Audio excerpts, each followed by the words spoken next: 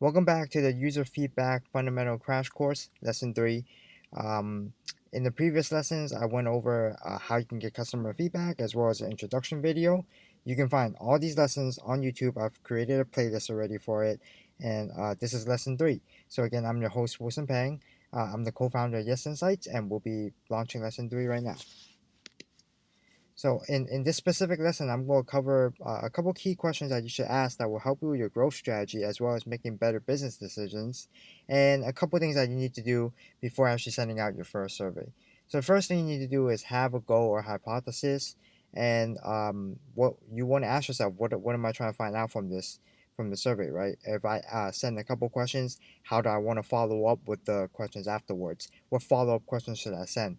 You should have this all in your mind, and it's probably best if you actually brainstorm your questions with your team and come up with the best ones that will reach your goal. So, for example, if you're a product manager and you're looking for the next feature for your product roadmap, you probably want to talk to your product team, talk to your engineer team, your UX team, your marketing team, and come up with a set of questions that will really help you identify that next features that your customer actually want before you actually go out and send out a question. So there should be a lot of brainstorming and theories behind it. Um, the next best practice is probably you want to make it as easy as possible. So in general, like long form surveys have a lower completion rate. They're annoying. They get a bad rep. So I like going with one-click surveys. You can again in the previous videos I talked about different ways you can collect feedback, but Yes Insights is a great option for this.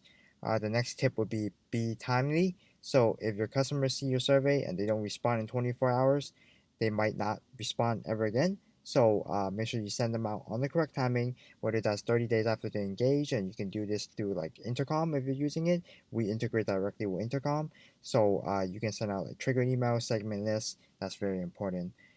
Make sure you follow up. Follow up if someone doesn't answer. Just they might be busy at the moment. They might be on vacation.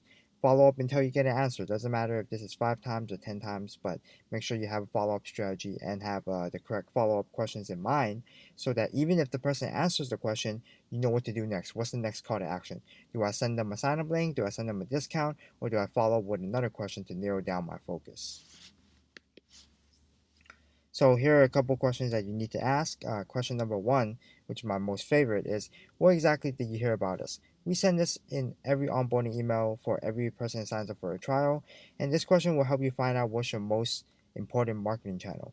You can see your customer's referral path with like anything like Mixpanel, Google Analytics, but that only tells you the last site they visited prior to yours, right? Or they some of the apps go more in depth and they'll tell you the site that they went to afterwards, which is super helpful. I mean, those type of data really help a marketer, but you're not really hearing the voice. You're not really hearing the voice of the customers. By actually talking to them and asking them these questions, you may discover channels that you never heard of, or you might be testing a growth experiment or a new growth strategy, but you don't know if it's working or not. And if you get enough people coming from that channel, boom, you know that that could be a strong marketing channel. One of the best practices is send this in your welcome email, like I just mentioned, or probably 1 or 2 days after they sign up or made a purchase from the e-commerce site. Number two would be, what are you hoping to accomplish with us? This question is used to kind of discover your customers' use cases as well as find out how they think about your product. So this is really helpful, highly helpful to guide your product on which features to prioritize. I wrote a blog article recently on how to prioritize your product roadmap. Um, but this is one of the questions that I really love to ask, right? Because you can send follow-up questions after that, and it's an open-ended question, so it does really well. And it improves your marketing message, helps you sell to customers by understanding their intentions. One of the best practices is send this with your welcome email or on the second email, so it could be day 3 of the trial or maybe 3 days after they made a purchase. Asking this in your welcome email will give you better answers on the marketing message, which will later on result in a better product insight. The third question is, what persuaded you to upgrade your account? This is mainly for SaaS.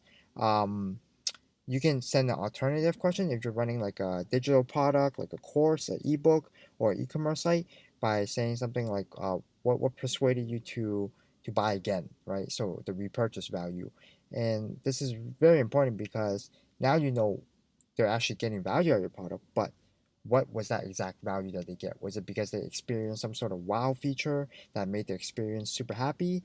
Or was it because they hit their limit on their plans? Is it because they liked your first product so much, or maybe they heard about another product recommendation from a friend. You want to be able to gather all these insights and relate it back to your team so that you can get your whole team involved and have a better, stronger business vision in general. Number four is, why did you decide not to buy or subscribe? So this is a great question to ask if the person runs out on a trial and didn't convert, or if the person abandoned your cart on the e-commerce site, and your goal is pretty much to figure out why they're not using your product or why they're not purchasing your stuff. So if you already have abandonment like cart abandonment email set up as an automation, you can definitely put the survey question in there. You can send this maybe 3 or 4 days after the person did not subscribe to your product. Maybe they didn't have time. Maybe they missed out. Maybe they're on vacation. Or maybe they just didn't find enough value into your product. Or they discovered a competitor, which also helps you figure out what your competitor is offering that you're not offering.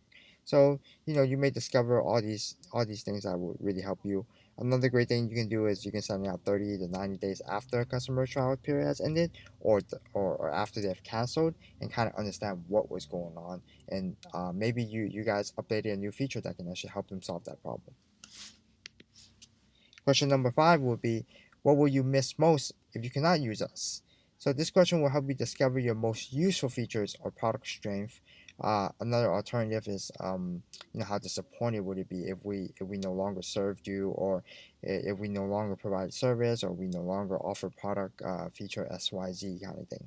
So your customers are likely using a lot of different features, especially if you're like an all-in-one SaaS tool, but there is probably one that they find more useful than others. Everyone has a different use case. For us, it's different because we have like course creators, we have product managers, we have marketers. So it's very important for us to narrow down the focus of this.